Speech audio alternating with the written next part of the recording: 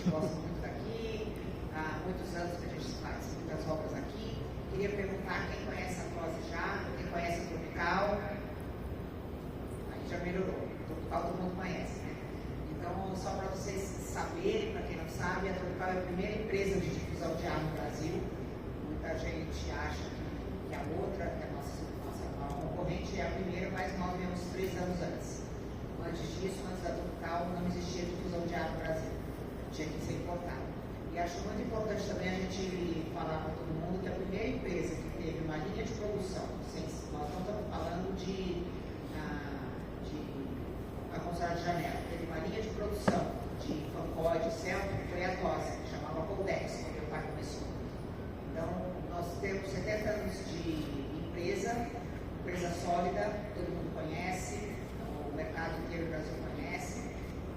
Nós somos uma empresa familiar, hoje em dia já na segunda geração com 3 donos, eu e meus 2 irmãos, e na terceira geração está trabalhando, quase todos já saíram da faculdade, todo mundo já está trabalhando. Então, eu gostaria do apoio de todo mundo e da atenção de olhar nosso site, de olhar nossos catálogos para ver o que cada área de vocês a gente pode ajudar. De água quente, difusão de ar e toda a parte de ar-condicionado passando por precisão. Santa Maria, nosso engenheiro de aplicação, vai explicar para vocês. Hoje nós vamos falar da parte da água quente também, né, gente? Tudo, mas vai dar uma geral dos nossos produtos. Obrigada, gente.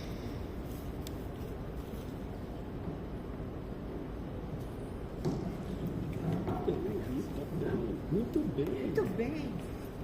Bom, boa tarde a todos, bem-vindos aqui à CRAC. É um prazer estar mais uma vez aqui fazendo uma apresentação aqui em Belo Horizonte.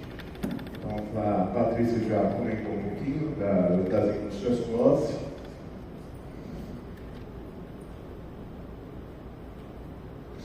Então, as indústrias TOSE nasceram em 1954, com o nome Coldex, foi fundada pelo seu José Daniel TOSE, junto com o cunhado dele, Mário Lanteri. Aqui vocês veem foto da empresa em 1954. Eles iniciaram fabricando aquelas forminhas de gelo de alumínio para geladeiras, trincos de geladeira. Foi a empresa que forneceu peças para o ar-condicionado Springer Admiral, que foi o primeiro ar-condicionado fabricado no Brasil, e peças para a geladeira Frigidaire, que foi a primeira geladeira fabricada no Brasil. A empresa evoluiu, na década de 60, começou a ter a primeira linha de equipamentos de ar-condicionado de maior porte, não equipamentos de ar-condicionado de janela. Na época nem existia split, né? O que existia era ar-condicionado de janela. E ela evoluiu tanto que em 1972 você já vem essa fábrica, em 1970, essa fábrica na cidade de Diadema, cidade satélite de São Paulo. Para vocês terem uma ideia, essa fábrica ela tinha a segunda maior ferramentaria do Brasil, só perdia para a ferramentaria das indústrias automotivas. Essa fábrica foi vendida para a Trem em 1972, a Trem entrou no Brasil comprando a Coldex, e ficou com o nome Coldex TOSE durante muitos anos, porque o nome Coldex era tão mais conhecido no Brasil do que o nome Trem, que era uma empresa americana. Quando os sócios venderam a empresa, eles tiveram que assinar um contrato que durante 5 anos eles não poderiam montar outra empresa de ar-condicionado. O seu TOSE ainda foi diretor da Trem do Brasil por 2 anos, só que em 1975 ele tinha um empreendedor muito forte, ele montou a Tropical, que, como a Patrícia falou, foi a primeira empresa de difusão de ar de forma seriada no Brasil. E assim veio a história. Depois de vencidos 5 anos de contrato, voltou a fabricar equipamentos, conquistou de novo 40% do mercado de ar-condicionado comercial no Brasil. Em 1996, a Carrier, que tinha tentado comprar, concorreu com a Trem em 1972, comprou a Tropical Equipamentos. Ele não foi vendida a parte de difusão de ar, continuou com a família TOSE, foi vendida só a parte de equipamentos. Quando foi vendida para a Carrier, eles tiveram que assinar um contrato de 10 anos sem produzir equipamentos, então só a partir de 2005 é que, final de 2005 início de 2006, é que a TOSE, já agora com o nome TOSE, passou a voltar a fabricar equipamentos de ar-condicionado. Então, o que nós temos aqui? Se vocês entrarem no site da TOSE, vocês vão ver as marcas, né? Então, a Tropical Difusão de Ar, a TOSE Equipamentos de Ar-Condicionado e a Jellyfish, a Divisão de Água Quente das Indústrias TOSE. No canto superior direito aqui do site, se vocês clicarem, vocês vão ver um EAD.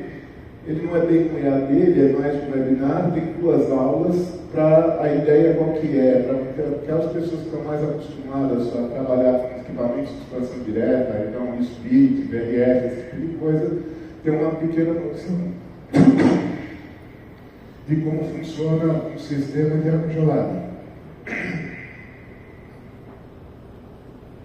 Então, a Tropical fabrica todas essas peças de difusão de ar, difusores quadrados, alta indução, jet nose, para centros cirúrgicos, underfloor, toda a parte de grelhas venezianas,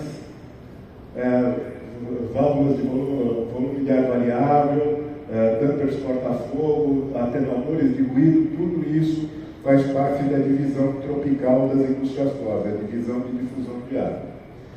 A Jellyfish, até o tema aqui da apresentação, é a divisão de água quente das indústrias TOSE, fabricando bombas de calor desde 2000, então tanto bombas de calor ali para aquecimento de piscina, que é onde está mais difundido o uso de bombas de calor no Brasil, como também bombas de calor para banho. Esse é um mercado que vocês poderiam estar explorando muito, principalmente do ponto de vista de manutenção, porque a bomba de calor é um ar-condicionado em ciclo reverso.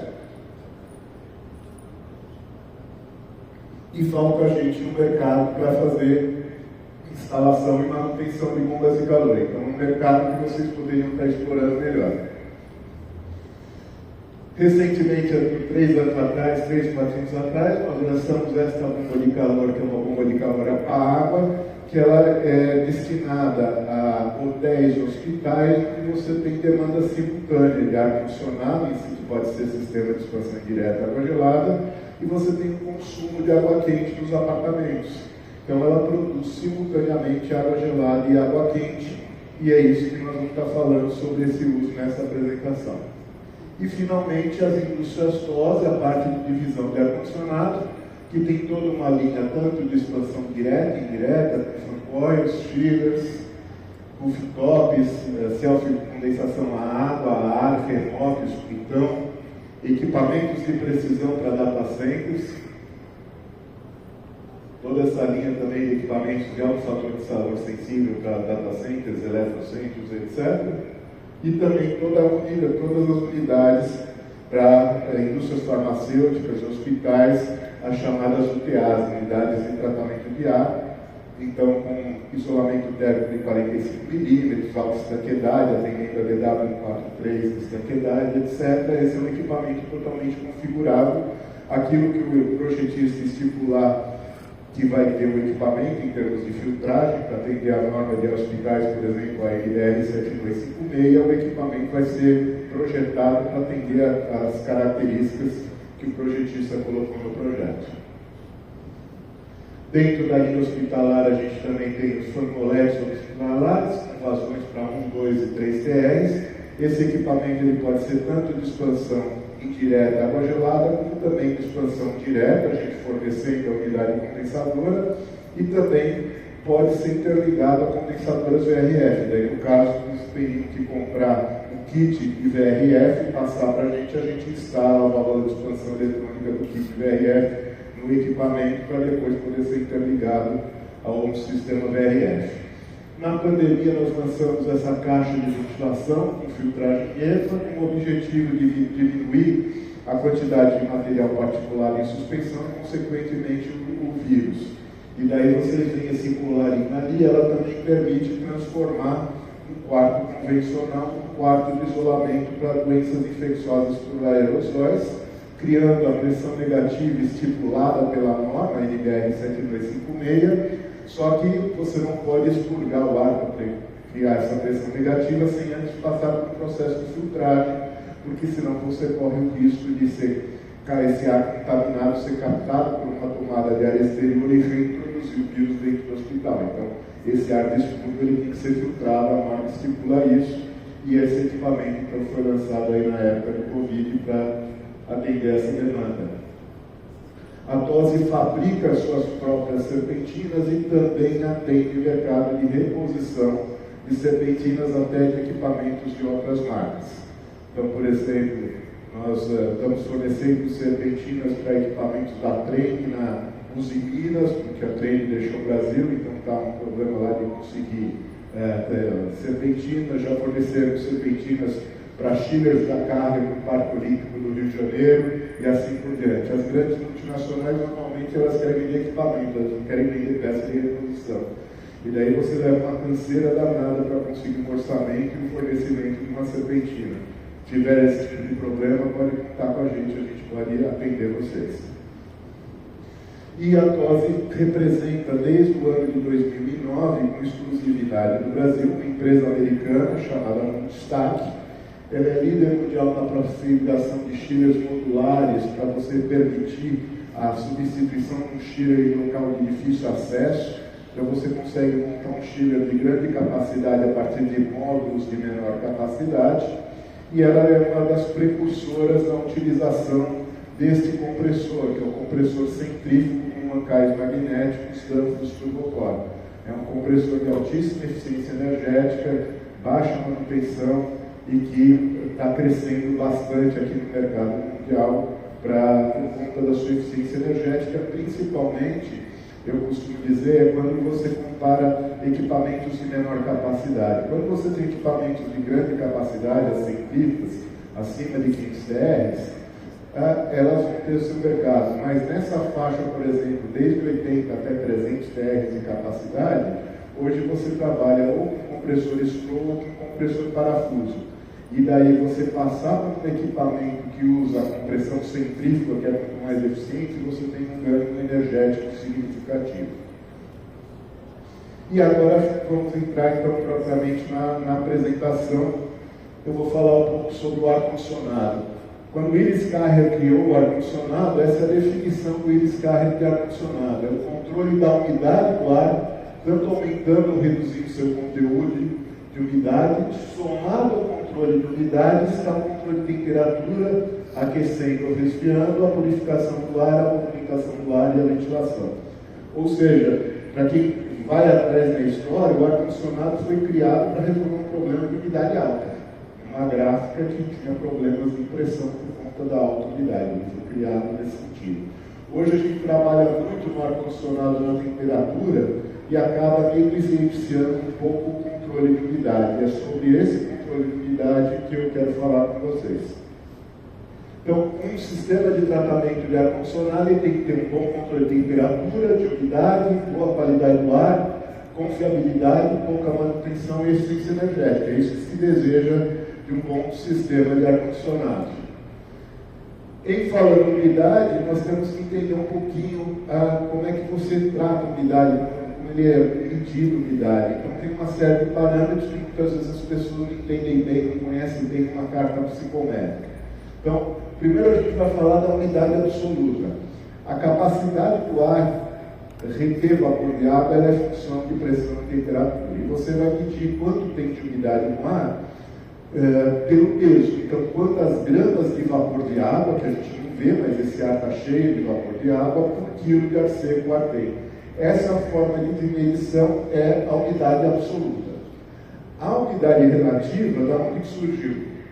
Exatamente como a capacidade do ar reter vapor de água depende da temperatura, para uma determinada altitude e temperatura, a gente vai ver qual é a máxima quantidade de vapor de água que ele conseguiria manter. Acima deste valor, a água se condensa, ela já sai do estado de vapor e entraria no estado líquido. Então vamos supor o seguinte, eu estou com ar a 22 graus, eu vou na carta psicométrica, eu vejo que a nível do mar ele consegue reter 16,74 gramas de vapor de água por quilo de ar seco. Se eu medir e esse ar estiver com, por exemplo, 8,37 gramas por quilo, eu vou dividir esses 8,37, que é quanto efetivamente tem de vapor de água no ar, pelo máximo que ele conseguiria manter naquela temperatura de 22 graus, que é 16,74, isso vai dar metade, ou seja, a umidade relativa é de 50%. É assim que se define umidade relativa. Outro ponto muito importante é o ponto de orvalho. O ponto de orvalho é a temperatura na qual você resfriando o ar, ele vai saturar completamente, não vai conseguir mais manter água na forma de vapor e essa água vai condensar e vai passar para a parte líquida. Então aqui nós estamos vendo, por exemplo, um copo de água gelada e a gente vê formando água aqui à volta. Não é o plástico ou o vidro não está vedando a água e a água está indo para fora. Essa água que forma do lado de fora é o vapor de água do ar que encontrou uma temperatura mais baixa, se condensou e passou do estado vapor para o estado líquido. Isso é o ponto de orvalho. E aqui eu faço uma homenagem ao professor Oswaldo Benda, Bueno do curso SMACNA. Parte dos slides aqui que eu vou estar apresentando fazem parte de um estudo que ele apresentou ali no fórum da ASHA em 2010. Como é que a gente normalmente vê projetos de ar-condicionado? Então aqui eu tenho o meu ambiente que eu quero climatizar, eu tenho que ter um ar externo para renovar o ar, para dar qualidade do ar, e eu vou pegar então uma parte do ar do ambiente, misturar com uma parte do ar externo de renovação, eu vou passar pela serpentina, resfriar esse ar, o ventilador vai puxar esse ar e vai introduzir de volta no ambiente. E eu tenho um termostato que vai controlar para manter a temperatura do ambiente na temperatura desejada. Qual que é o problema desse sistema? Então, aqui o professor Oswaldo Bueno fez o seguinte estudo. Então, era um ambiente em São Paulo, ia ter uma vazão de ar de 3.600, área de renovação 845. Ele queria manter o ambiente a 24 graus e a temperatura do ar externo estava em 36, na condição de pico de verão, seria 35 com 24 de temperatura de buco úmido. O que acontece? Você sempre projeta para a condição de pico. Na condição de pico, para eu manter os 24 graus do ambiente com essa vazão de insuflação, o que acontece? Eu tenho uma carga total de 21,8 kW e para manter essa temperatura de 14 eu tenho que insuflar 14 graus e a umidade resultante que eu vou ter no ambiente vai ser de 54,6%. Ok, está dentro daquilo que se estipula como ideal, que é de 40% a 60%. Conforme a minha carga térmica cai, o que acontece? Se eu estou com 75% de carga térmica, o que acontece? Para eu manter os mesmos 24 graus, eu não preciso mais insuflar 14, eu posso insuflar 17. Só que quando eu passo a insuflar 17, a umidade relativa do ambiente já subiu aqui para 62,8, já está 2,8 acima do ideal, já me acendeu uma luz amarela aqui. Se eu continuo derrubando a carga térmica para 50% e para 25%, com 50% para manter a temperatura de 24, eu vou insuflar 19. Olha o que acontece, a umidade relativa do ambiente vai para 72%. E com 25, insufla 22, vai para 82,7%. Ou seja, essa forma da gente fazer a climatização em cargas parciais, você consegue atender a temperatura, mas a umidade sobe quando a carga térmica cai, e daí você passa a ter um ambiente não dentro da faixa ideal de umidade. O que normalmente se fazia? Para controlar a umidade, eu vou aquecer o ar, vou colocar resistência para aquecer o ar. Só que isso tem um custo energético absurdo aqui. Quando eu vou até desprezar os 75%, eu vou pensar aí na faixa dos 50% e 25%. Aqui, ó, para essa mesma condição de trabalho, eu tenho um consumo de 2,9 kW de resistência e aquecimento, com 50 e 25 aqui. Ou seja, eu estou caindo a minha carga térmica e meu consumo de energia está aumentando. E a eficiência do meu sistema está despencando, está consumindo um absurdo de energia. E qual que é a proposta para se fazer isso e melhorar essa questão de controle de umidade? É fazer aquilo que a gente chama de desacoplamento calor latente e calor sensível, ou seja, eu tratar o calor latente, que é a umidade, na sua principal fonte. A principal fonte de calor latente é o ar externo de renovação que vem carregado de umidade, principalmente quando a gente fala de cidades litorâneas, ou, por exemplo, Cuiabá, Manaus, e Belém, que tem umidade ali absurda.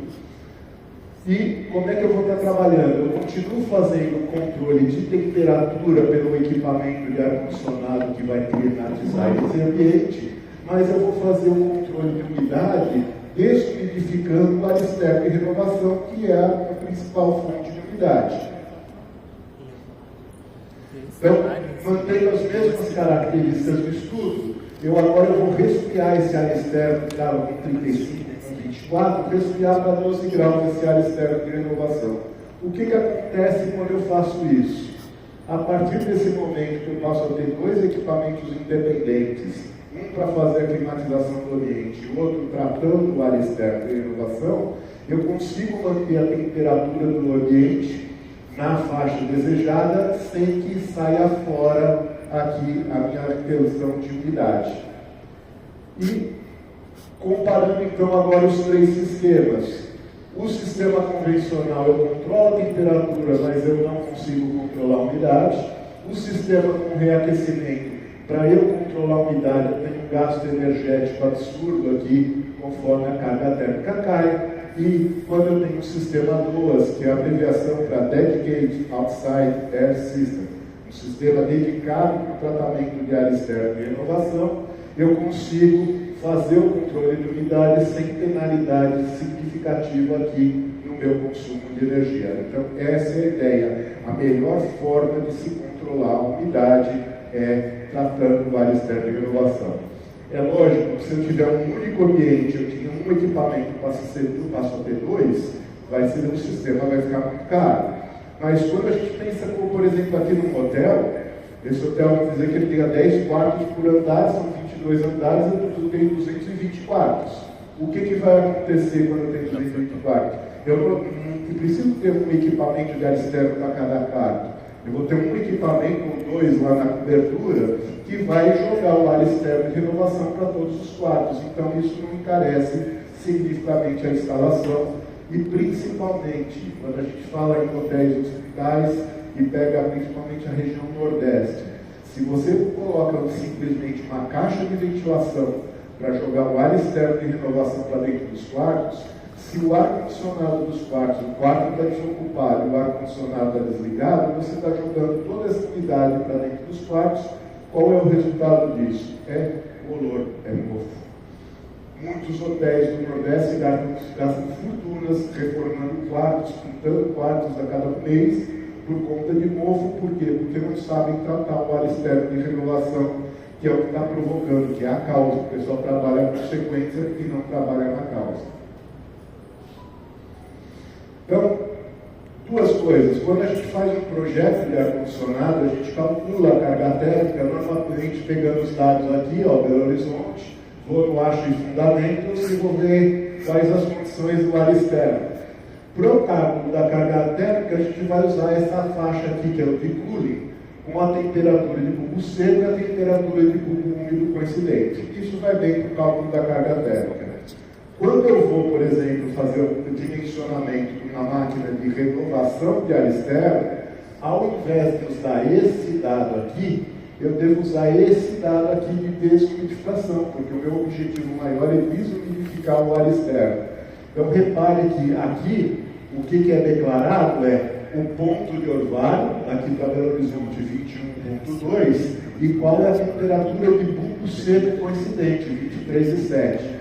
Apesar de eu estar com uma temperatura aqui de bulbo seco bem menor do que os 33 que está aparecendo aqui no cooling, a entalpia desse ar, a energia necessária para resfriar esse ar é maior aqui do que aqui. Então é esse o dado que eu tenho que utilizar.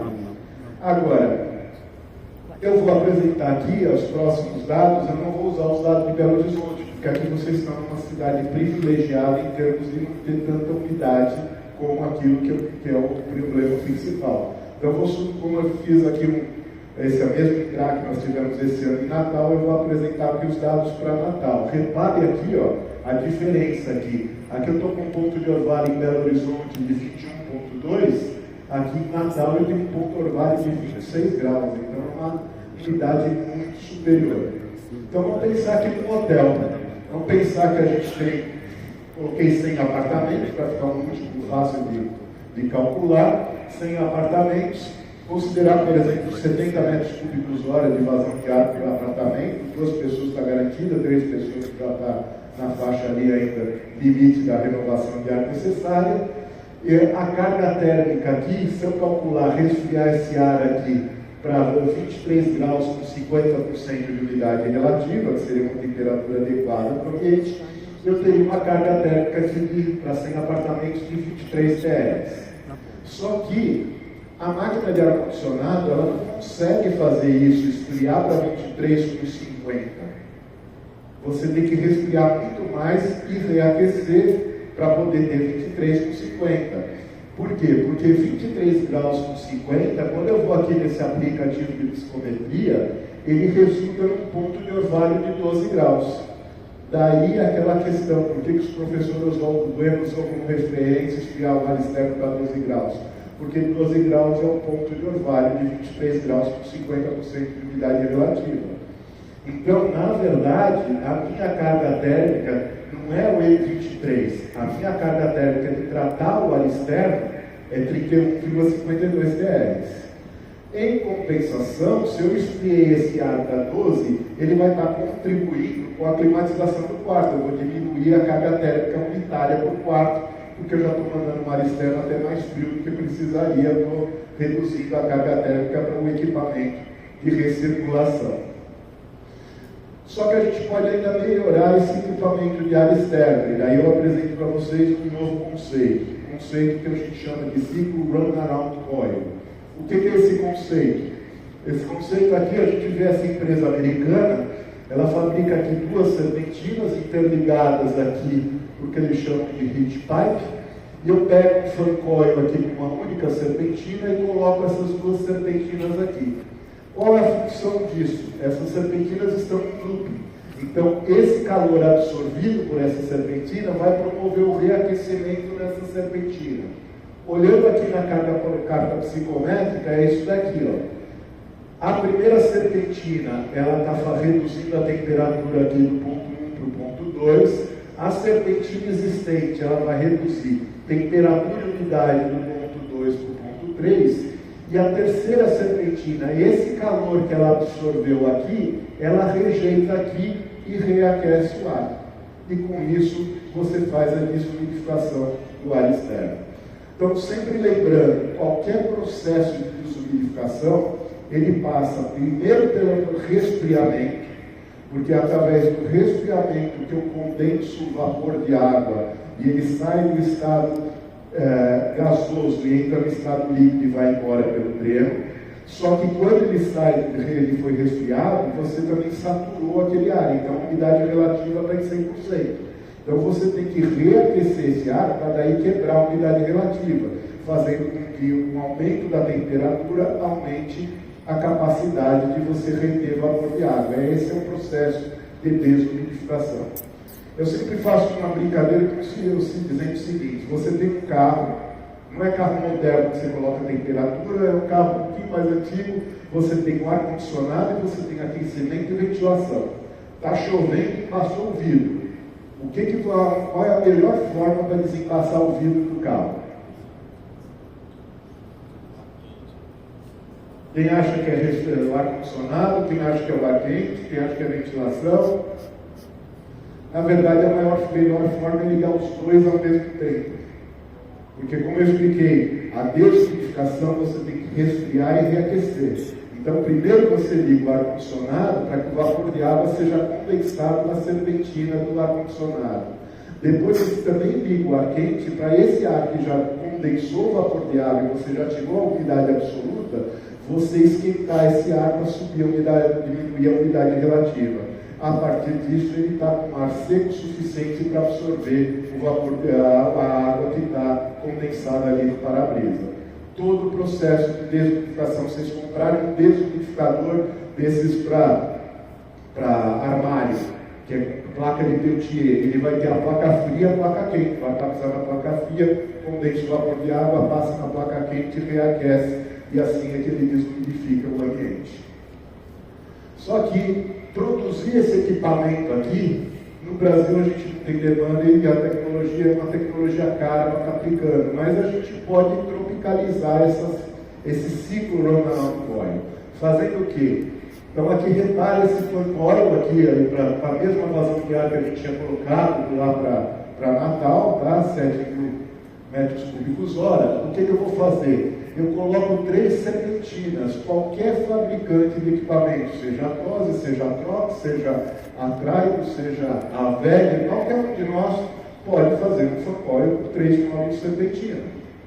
E daí o que acontece? Você entra com a água gelada aqui na segunda serpentina, liga a segunda serpentina na primeira serpentina e sai com essa água da primeira serpentina, você sai e coloca na terceira serpentina.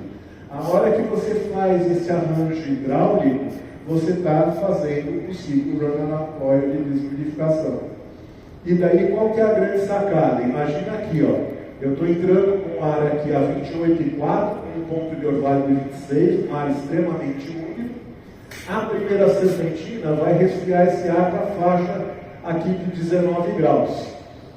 A segunda serpentina vai desliquidificar esse ar para a faixa de 11,5, 12 graus, 11,7 aqui.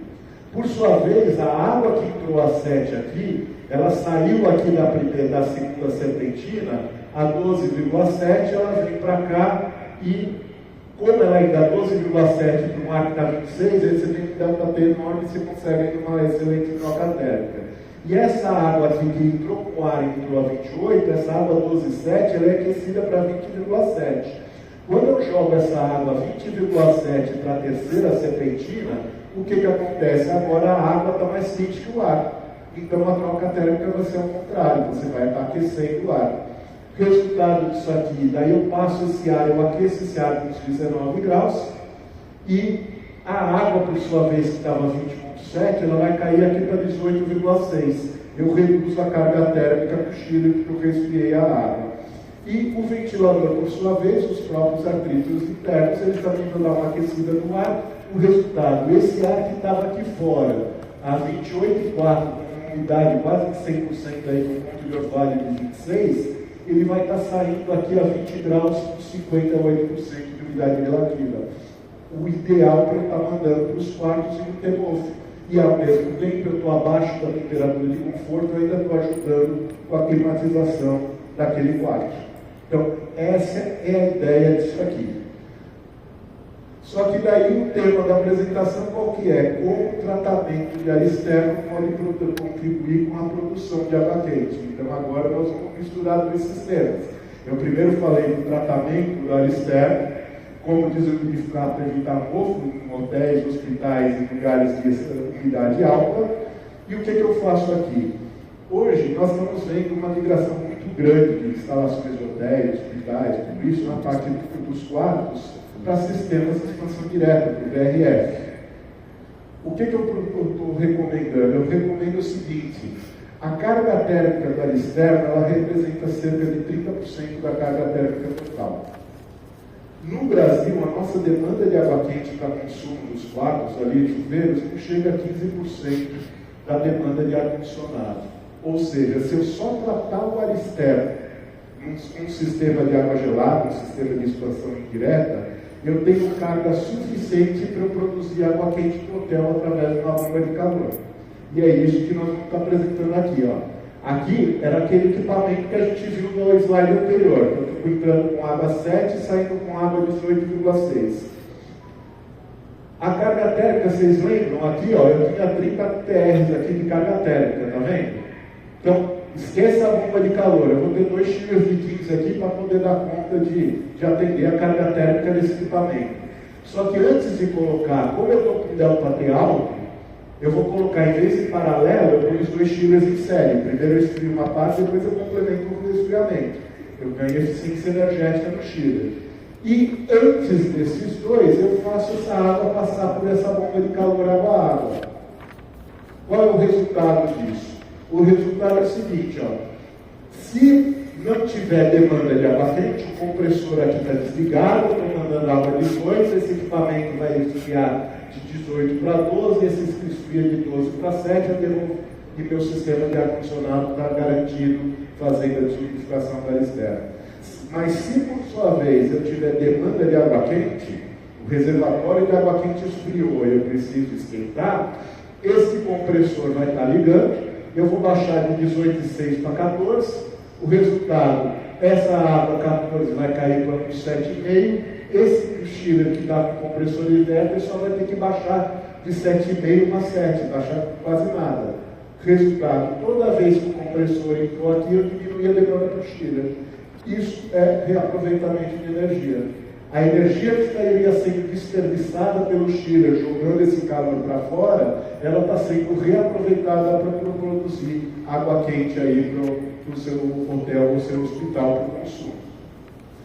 Esse equipamento aqui, as características dele, ó, aquecimento eu tenho 57,7 kW, que TR dá 16,42, resfriamento 41, TR 11,67. Consumindo quanto de energia? 17,9 kW, ou seja, quando eu divido esses 41 por 17,9, meu copo de refrigeração é 2,29.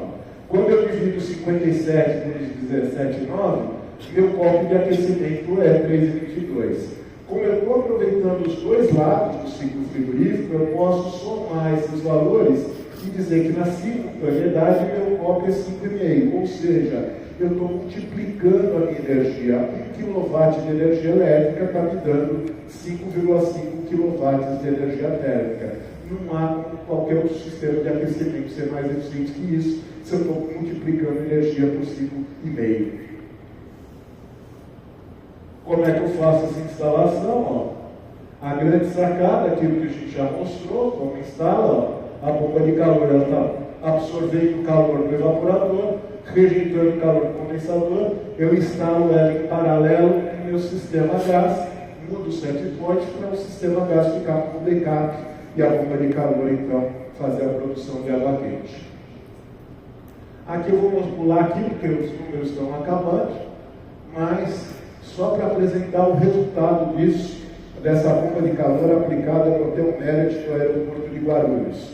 Tá? 2022, 8 de fevereiro a 7 de agosto.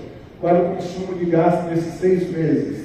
35 mil, quase 36 metros cúbicos nesses 180 dias, dando uma média de 199 metros cúbicos. 8 de fevereiro a 7 de agosto de 2023, quando a bomba já estava instalada. O consumo de gás caiu mais de 10 vezes, caiu de 35,9 para 3.300. A média diária caiu de 199 para 18. E qual foi o acréscimo no conjunto no consumo de energia, já somando não só a bomba de calor, como a bomba de água de recirculação dela? Eu tive um consumo de 96 mil kWh. Em termos financeiros, o que isso resultou? Eu saí do consumo em 2022 de gás de 31 para um consumo de gás de energia elétrica de 9, ou seja, eu tive R$21 mil de economia no meu custo operacional para esquentar a água. Quanto custou esse equipamento de instalação? R$300 mil. Isso dá um retorno de 14 meses. Do ponto de vista de sustentabilidade, emissão de CO2, nesse período de 6 meses foram evitados 64.338 quilos de CO2 deixaram de ser emitidos para a atmosfera. Era isso que eu tinha para vocês. Muito obrigado.